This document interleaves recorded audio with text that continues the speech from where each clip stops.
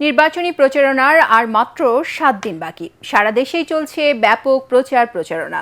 BNP, Jamaat, NCP সহ বড় দুই জোটের প্রার্থীরাই ভোটের মাঠে বেশি সক্রিয়। নির্বাচনে জয়ের ব্যাপারে আশাবাদী সব পক্ষই। আরও জানাচ্ছেন নিয়াজ জামান সজীব।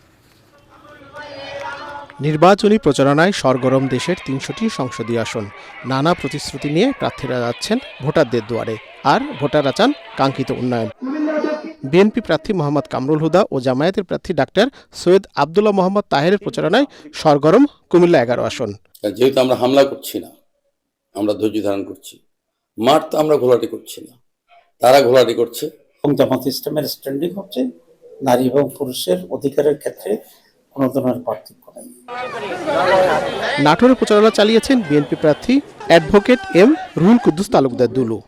মেয়েদেরকে শহীদ প্রেসিডেন্ট জিয়াউর রহমান, বেগম খালেদা জিয়া সবচেয়ে সম্মানিত করেছেন। খুলনার প্রতিটি আসনেই ভোটারদের আকৃষ্ট করতে প্রচার চালাচ্ছেন বিএনপি ও জামায়াতের প্রার্থীরা।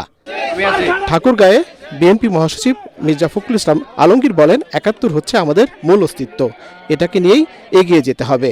ধর্মকে ব্যবহার করে মানুষকে বিভ্রান্ত করা হচ্ছে বলেও মনে করেন তিনি।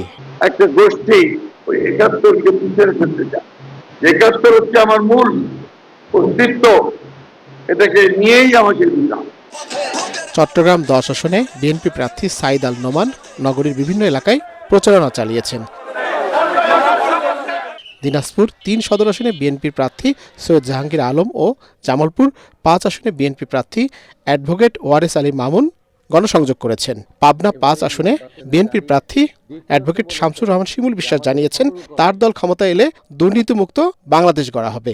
দুর্নীতিবাজ, স্বজনপ্রীতি, অন্যায়কারীদের জন্য রাজনীতি উনি কঠিন করে দিয়েছেন। ঢাকা ১৯ আসনে বিএনপি প্রার্থী ডাক্তার দেওয়ান মোহাম্মদ সালাউদ্দিন বাবু ভোটারদের দ্বারে দ্বারে ঘুরে ভোট প্রার্থনা করছেন।